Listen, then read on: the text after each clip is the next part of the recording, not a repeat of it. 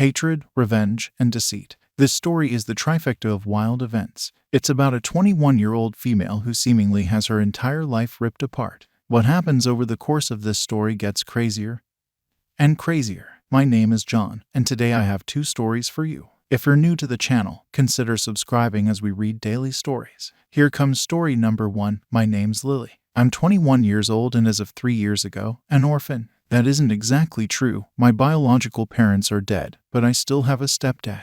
A stepdad who, for lack of a better word, loathes me. He wasn't always like this, you understand. When he and my late mother had first married just after my 14th birthday, he'd showered me with love and affection, something that I've never received from my biological father. My father had run off 3 years after I've been born, having fallen in love with another woman. I'd been thrilled to have a new dad. Hearing that I was to have a new sister as well had me over the moon with happiness. Amanda, or Mandy as I grew to call her, was 3 years younger than me and cute as a button. My stepdad had never distinguished between me and her, and for the next 6 years, my life had been the epitome of happiness. I had everything I could possibly dream of: a loving family, a childhood playmate, and a father that was actually present in my life. My mother soon started an online cosmetic company, seeing as she did not have to raise a child alone anymore. My stepdad had been a most supportive husband and had happily taken over household duties while working from home for a logistics company. My mother had always been a brilliant business-minded woman.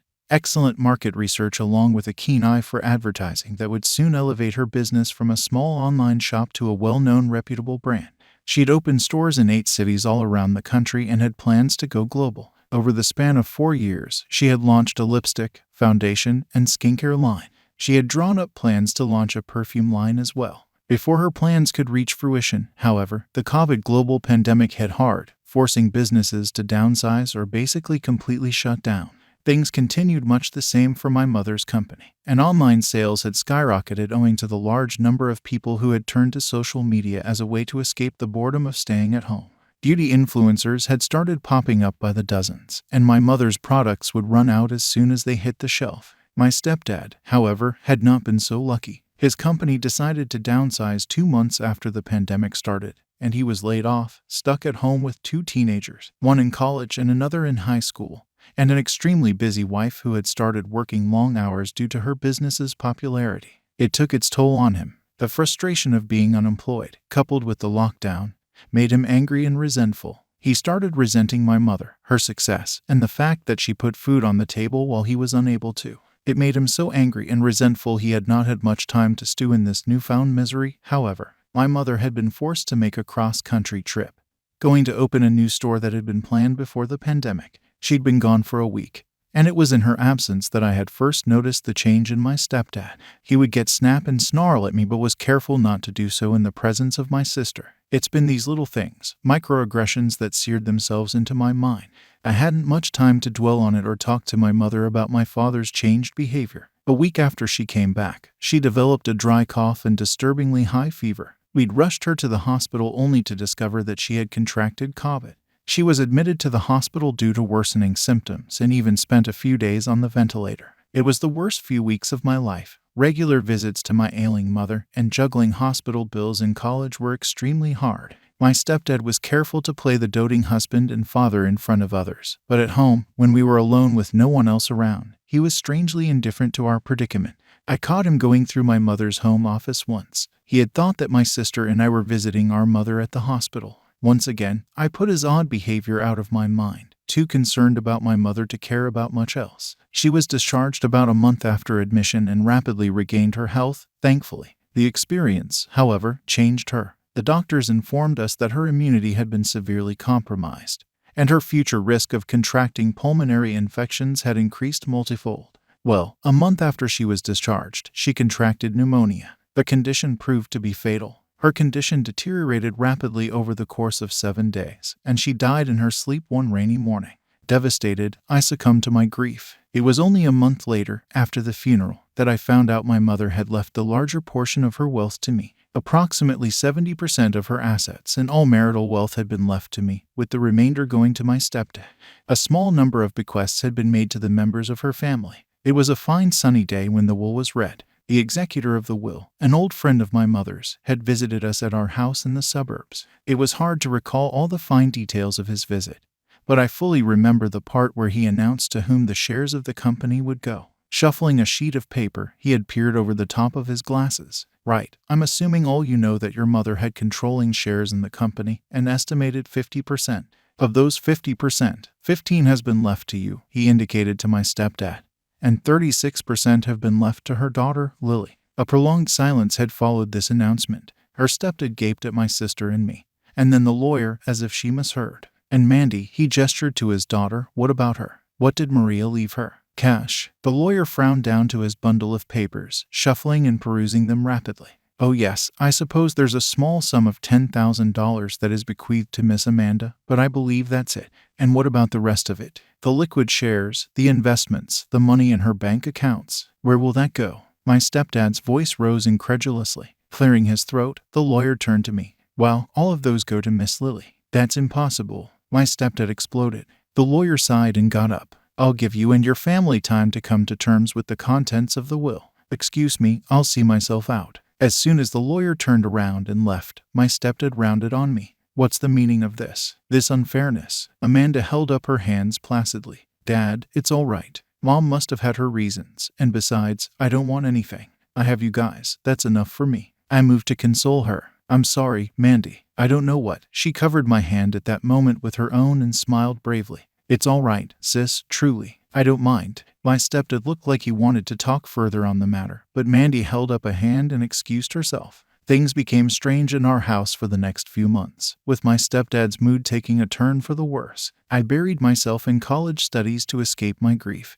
And as soon as the lockdown was lifted, I went back to my college dorm where I resided before the start of COVID. Fast forward to about a year later, and my mother's lawyer, who had since then become my lawyer, contacted me completely out of the blue. He informed me that my stepdad had recently applied in a court of law to manage my shares until I turned 21, which would be in about a year and a half, citing the reason I'd be free to finish my college life before having to manage a multinational company. It was only then that I saw him for who he was, a greedy man who hoped to profit off my mother's inheritance. Furious, I contacted my stepdad at once, accusing him of trying to steal my inheritance. He attempted to gaslight me, claiming that I'm too young and inexperienced to know anything about the company being run, and the business needed a firm hand, his hand, to steer it in the right direction. I refused to believe him and warned him not to attempt anything of the sort again.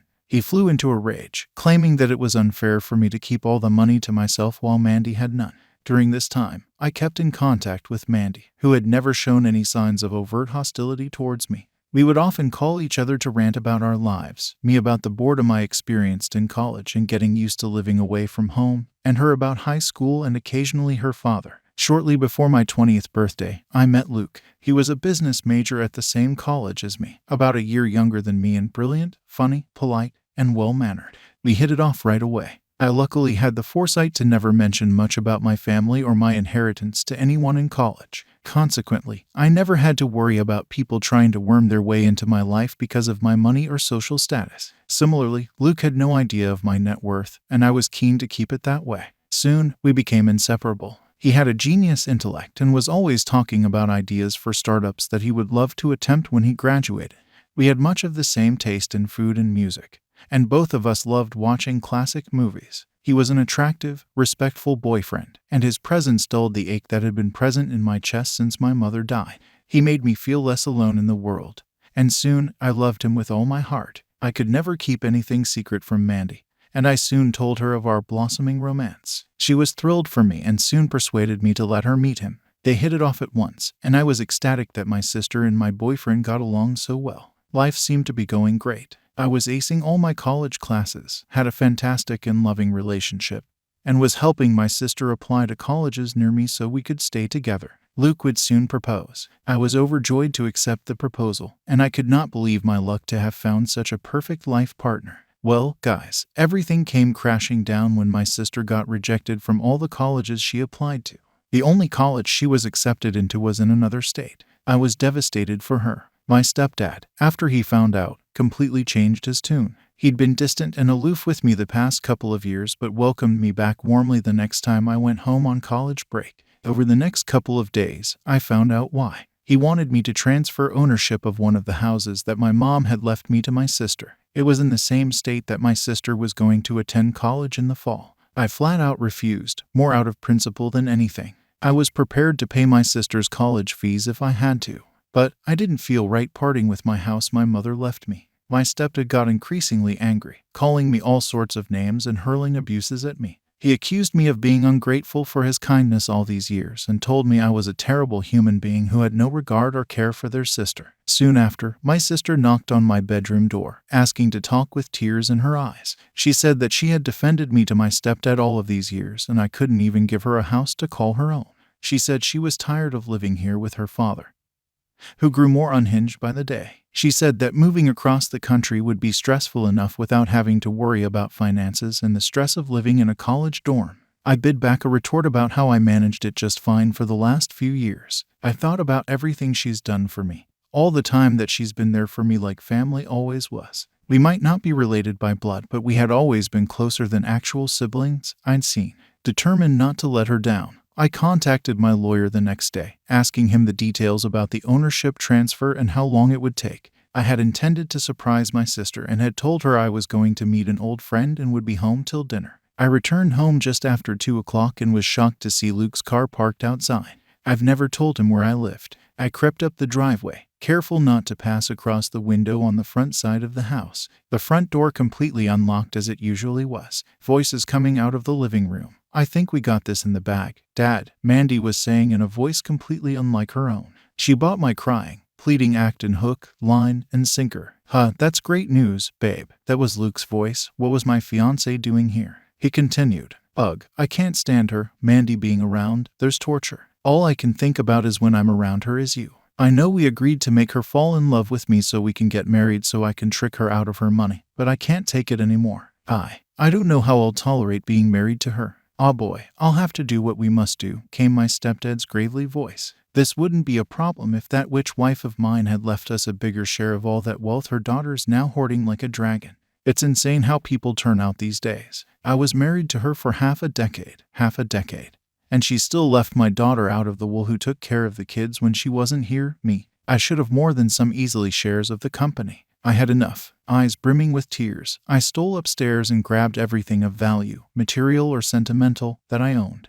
I snuck out through the back door, distraught with grief. I booked a hotel halfway across the city and called my lawyer, explaining the situation to him. I asked him to send an eviction notice to my stepdad and sister, asking them to vacate the premises of my house. I sent along a detailed voice note to them next, telling them that I heard everything and to never contact me again. Mailing my engagement ring back to my lying piece of crap fiancé was the next thing I did. Soon thereafter, I cut all contact with those I had once called my family. I know it'll take a long time to get over what they've done to me, but I'm not interested in closure. I know that my emotional scars will heal, one day at a time, and I'll find people along the way I can start a new family with. So, towards the end of that story, it took a wild turn. I cannot personally believe everything Opus had to go through. In my opinion, it was a horrible life. The fact at the end that even her fiancé, who she thought was inseparable from, backstabbed her the most. Let me know what you guys make of this story in the comments section down below. Which character do you think was the most vile and the most evil? I would love to hear your answer. We still have one more story left in today's video. I hope you're enjoying, and let's hop right into that story. I'm a 30-year-old male, and I got married 2 weeks ago. I was married before, but it ended after I found out that my older brother, Thomas, who's 34, got involved with my first wife. It was devastating because we were close and had a great relationship. I also helped him so much while he was struggling, and seeing how he repaid me hurts me to this day. I stopped talking to him, and Mom and Dad forced me to keep it a secret, and because, well, I was too weak to argue with them, I just kept my distance. Then I met my now wife. My family loved and embraced her as their own. Mom and Dad treat her like a queen, which helped repair and solidified my relationship with them. However, as the wedding was approaching, they told me they expected me to invite Thomas. I, of course, refused, but they kept guilting me about what the relatives and other guests would think and say when they don't see Thomas there. I fought with them about it to the day of the wedding. Turned out they invited him behind my back, but I found out and stopped them just in time. They came to the wedding looking mad, asking what we were going to tell people when they asked about Thomas. I told them I'd take care of it, And what I did was take a moment while everyone was paying attention, grabbed the microphone, and flat out announced this and said, quote, the reason I did not invite Thomas to my wedding is because I was worried he'd steal my now wife just like he stole the first one. I said it playfully, not to make it sound so tense, but most of the guests looked shocked and started mumbling. Then it went awkwardly quiet for a moment. Then we moved on, but I saw Mom and Dad walk out while looking at me grudgingly. Later, they started lashing out about how I just exposed Thomas and caused him to be shunned by the family in the most hideous of ways. I told them I already said I did not want him there, yet they tried to push him on me repeatedly, saying, quote, what are people going to say? So I told them the reason why isn't there, in a playful way, but I guess they still got the message. Mom started yelling about how everyone will now look down on Sean. She called me pathetic and cruel for still punishing him and gradually ruining his life, despite him apologizing and trying to reconcile. But in my opinion, some things are just unforgivable. We've been on horrible terms since then. So guys, am I the a-hole? My wife said at least now they're off my back about what people would say about not inviting him. I don't know about you guys, but man, that announcement would have made me feel great. Honestly, screw Thomas, and excuse my language, but I think he deserves to be shunned by the family because what he did is repulsive. And I'm glad Opus finally got it off his chest and told the family. But anyways, it's his wedding day. He can do as he pleases. I hope the mom and dad do forgive him, but we'll see as time goes by. Let me know exactly what you guys would have done. Would you have invited Thomas to the wedding? Would you have kicked him out? Or would you have told the parents they're out of their mind? Guys, that's all the stories I have for you today. I do hope you enjoyed the content. Subscribe to the channel because there's plenty more to come.